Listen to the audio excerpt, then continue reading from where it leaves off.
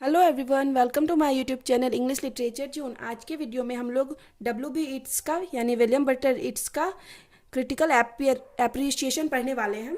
तो चलिए वीडियो शुरू करते हैं। वीडियो जो है काफ़ी इजी लैंग्वेज में होगा और वीडियो के थ्रू अगर आपका हेल्प होता है, वीडियो आपके सिलेबस का है, तो प्लीज़ वीडियो को लाइक कीजिएगा, चैनल को सब्सक्राइब कीजिएगा और कमेंट करके बताइएगा वीडियो आपको कैसा लगा। और वीडियो से रिलेटेड कोई डाउट है तो आप मुझे इंस्टाग्राम पे टेक्स्ट कर सकते हो या फिर जीमेल पे भी। इंस्टाग्राम का लिंक आपको चैनल के अबाउट में मिल जाएगा और वहाँ पे आपको जीमेल भी मिल जाएगा। तो चलिए वीडियो शुरू करते हैं। William Butler Yeats, W B Yeats का जो कि पूरा नाम है William Butler Yeats, was one of the greatest English language poet, one of the greatest poet हैं इंग्लिश लैंग्वेज के ऑफ द 20th सेंचुरी, मतलब 20th सेंचुरी के हैं, मतलब मॉडर्न पोइट के रूप में जाने जाते हैं।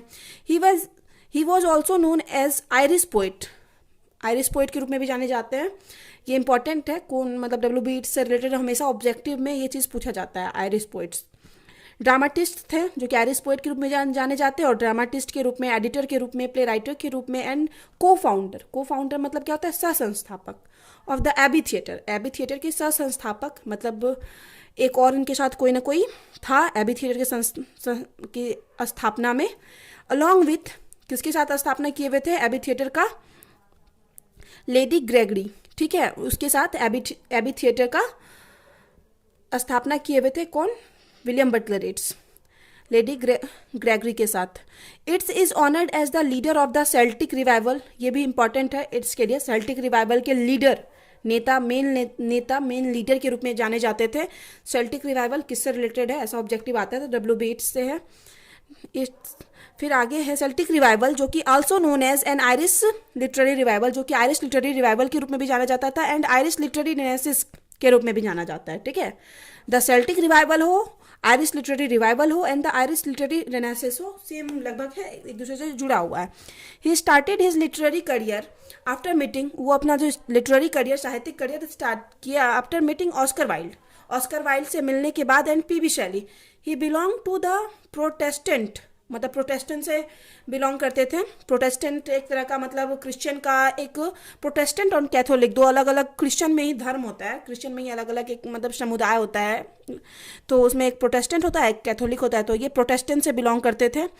एंग्लो आयरिश, एंग्लो आयरिश मतलब इंग्लैंड के और आयरिश दोनों से रिलेटेड थे, इंग्लिश और आयरिश, तो इसलिए एंग्लो आयरिश माइनॉरिटी से बिलोंग करते थे। दैट हैड कंट्रोल, जिनके पास कंट्रोल था किस चीज़ का, द इकोनॉमिक पॉलिटिकल, मतलब इकोनॉमिक कंट्रोल भी था उन लोग के पास जिससे ये बिलोंग करते थे। पॉलिटिकल कंट्रोल भी था, सोशल सामाजिक कंट्रोल भी था, and cultural life of Ireland, और आयरलैंड के मतलब सारा चीज़ का कंट्रोल इन्हीं लोग के पास था।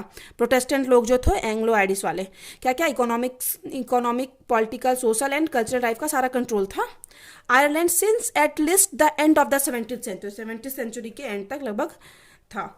Yeats was born in highly educated family, Yeats का जो जन्म हुआ था काफ़ी एजुकेटेड फैमिली से में हुआ था। His father was a barrister, उनके पिता बैरिस्टर यानी लॉयर थे।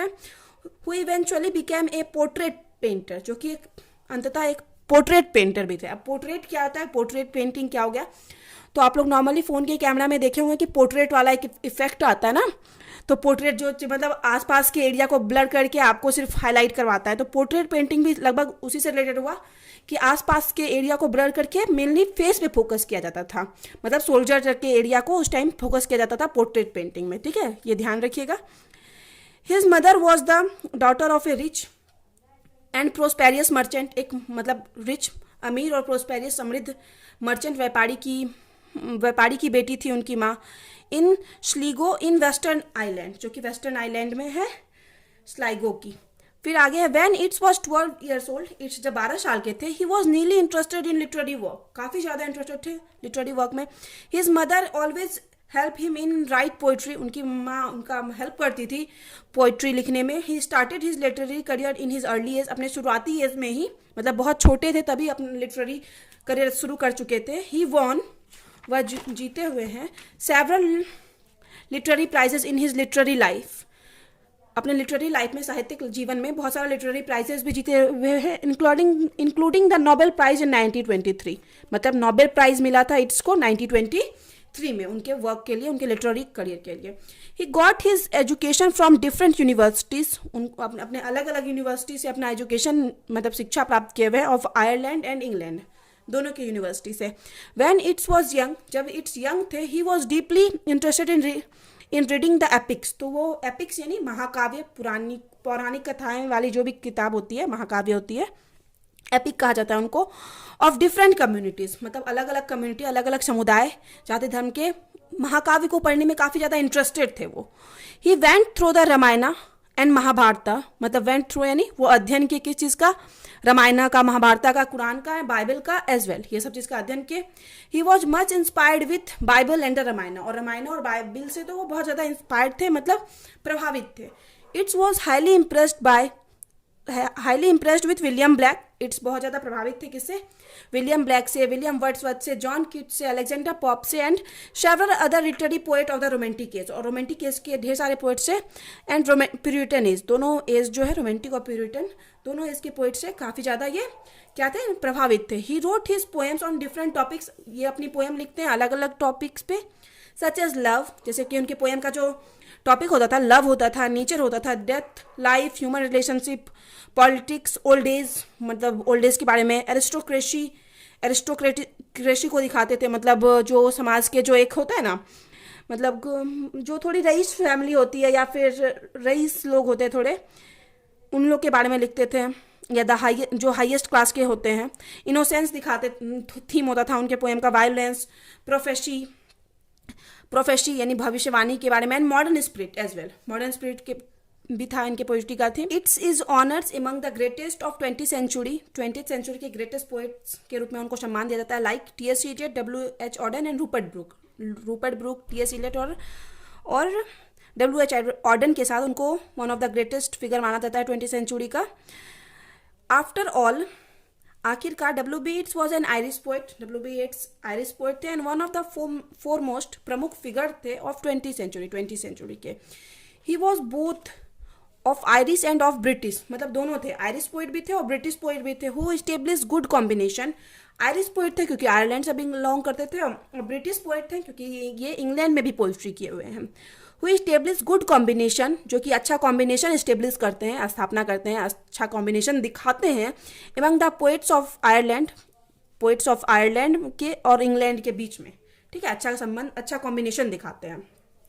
He wrote a Galaxy of short and long narrative poems, ढेर सारा शॉर्ट पोएम लिख रखे हैं, और लॉन्ग नेरेटिव पोएम क्या होता है ना, लंबा, और नेरेटिव मतलब जो एक मतलब कोई ना कोई स्टोरी हो जिसमें, वो नेरेटिव पोएम हो गया, ठीक है, और एपिक हो, मतलब पुराने जमाने का हो, बहुत पुराना हो, तो लॉन्ग नेरेटिव पोएम भी लिखते थे। इन हिज लाइफ, अपने लाइफ में लिखे हुए। As a poet he wrote this famous poem, ये फेमस पोएम लिख रखे हैं, तो देखते हैं कौन कौन सा है। द सेकेंड कमिंग, जिसका कि ऑलरेडी समरी अपलोड है, सेलिंग टू बाइजेंटियम, इसका भी ऑलरेडी हम वीडियो अपलोड कर चुके हैं। A prayer for my daughter, Leda and the swan, the stolen child, when you are old, Easter 1916, lake isle of Innisfree, song of the old mother, the rose tree as well, ये सब उनके काफी famous poem है। In sailing to Byzantium में Yeats give definite statement, Yeats क्या देते हैं, स्पष्ट रूप से स्टेटमेंट देते हैं about the agony of old age की एगोनी, मतलब पीड़ा को दिखाते हैं। एंड ही डिक्लेयर्स, और वो डिक्लेयर करते हैं, ये बताते हैं, that once he out of his body, एक बार वो अपने बॉडी से आउट हो जाएंगे, मतलब उनका जो सोल उनकी बॉडी से निकल जाएगा और उनकी मृत्यु हो जाएगी, he will never again appear in the form of a natural thing, तो उसके बाद वो कभी नेचुरल थिंग्स बनना नहीं चाहते, कोई भी नेचुरल थिंग, ना ही मनुष्य, ना ही पेड़ पौधा, ना ही कोई जीव, रेदर बल्कि he will become a golden bird, वह एक गोल्डन बर्ड बनना चाहते हैं sitting on A golden tree, जो कि गोल्डन ट्री पे बैठे रहेंगे, सिंगिंग ऑन द पास्ट, जो कि पास्ट के बारे में सिंग करके बताएंगे, the present and the future के बारे में बताएंगे, ठीक है, इसी चीज़ को ज़्यादा मतलब डिस्क्राइब किया गया है सेलिंग टू बाइजेंटियम में अच्छे से। इन द सेकेंड कमिंग, अब सेकेंड कमिंग जो है पोएम उनकी, it's tell us about the state of anarchy, state of anarchy यानी अराजकता के बारे में बताते हैं कि वहाँ जो स्प्रेड इन आयरलैंड में जो अराजकता फैली हुई थी, मतलब बुराई फैली हुई थी, लोग एक दूसरे को मार रहे थे, पाप बढ़ा हुआ था, उस चीज़ के बारे में बताते हैं द सेकेंड कमिंग में। The violence has crossed its limit, violence मतलब हिंसा अपना लिमिट क्रॉस कर चुका था, and it is intolerable for people, और लोगों के लिए असहनीय हो गया था। So the poet has a belief, इसलिए पोएट को बिलीफ है, विश्वास है, that the second incarnation of God, मतलब सेकेंड इनकारनेशन यानी भगवान का जो दूसरा अवतार, सेव दिस अर्थ फ्रॉम सिन, इस अर्थ को बचाएगा सिन से, मतलब पाप से। फिर आगे है, Yeats wrote in all 399 poems in his whole literary life, पूरे लिटरेरी लाइफ में 399 पोएम्स लिख रखे हैं। The work of W B. Yeats form a bridge, W B. Yeats का जो वर्क है एक ब्रिज बनाता है between the romantic poetry of the 19th century के romantic poetry and the modern poetry के बीच एक ब्रिज बनाता है, पुल बनाता है। बिसाइड द ग्रेट पोएम्स, मतलब इन महान पोएम के अलावा, महान अच्छा पोएम के अलावा, इट्स ऑल्सो रोट प्लेज, वो प्ले भी लिख रखे हैं, बट एज ए पोइट वो ज़्यादा फेमस है। It's was an eminent singer, प्रमुख महान सिंगर भी थे, आर्टिस्ट भी थे, पॉलिटिशियन भी थे, ऑरेटर यानी वक्ता भी थे, एंड एबव ऑल, और इन सब के अलावा an eminent philosopher of the 20th century के एमिनेंट प्रमुख फिलोसफर, दार्शनिक के रूप में भी जाने जाते हैं। He was a great composer of the song के कंपोजर के रूप में भी जाने जाते हैं। ही फर्स्ट कंपोज, पहले तो वो कंपोज मतलब सॉन्ग को बनाते थे, then use to sing on stage, उसके बाद उसको स्टेज पे गाते भी थे खुद से। His audience was with him, उनकी जो ऑडियंस थी उनके साथ थी। ही was also a great announcer, एक अच्छे अनाउंसर भी थे जो कोई भी चीज़ अनाउंस करता है। He used to announce for his Abbey theatre, वो जो एबी थिएटर लेडी ग्रेगरी के साथ मिलकर मतलब जिसकी स्थापना किए हुए थे, उसमें अनाउंसर, एज ए अनाउंसर भी काम करते थे, अनाउंस करते थे। He was also a great social reformer, समाज सुधारक भी थे, social reformer. Being a highly reputed poet of the modern age, highly reputed poet होने के नाते मॉडर्न एज के, he wrote his poems on the modern spirit, अपना poem लिखते थे किस पे, मॉडर्न स्पिरिट पे दिखाते थे, आधुनिकता को दिखाते थे। Several modern critics regard him greater than T S. Eliot, ढेर सारे जो मॉडर्न क्रिटिक्स हैं, क्रिटिक्स यानी आलोचक जो कि दूसरे की पोइट्री को जज करते हैं, ठीक है, तो वो क्रिटिक्स, ढेर सारे जो क्रिटिक्स हैं उनको मानते हैं, क्या मानते हैं, टी.एस. इलियट से ज़्यादा बड़ा मानते हैं। एंड पैरेलल टू, और किसके बराबर मानते हैं, William Wordsworth and John Keats के इक्वल मानते हैं। दैट इज द रीज़न, और यही कारण है कि English literature is highly indebted to, English literature जो है हम लोग का हाईली इंडप्टेड मतलब बहुत ज़्यादा ऋणी रहेगा टू विलियम बटलर इट्स का एंड हिज लिटरेरी वर्क्स, और उनके लिटरेरी वर्क्स का जो भी उनका साहित्यिक काम है। तो यहाँ पे वीडियो खत्म होता है। वीडियो अगर आपको अच्छा लगा तो वीडियो को प्लीज़ लाइक कीजिएगा, चैनल को सब्सक्राइब कीजिएगा और कमेंट करके जरूर बताइएगा कि आपको वीडियो कैसा लगा। तो मिलते हैं नेक्स्ट वीडियो में नेक्स्ट टॉपिक के साथ।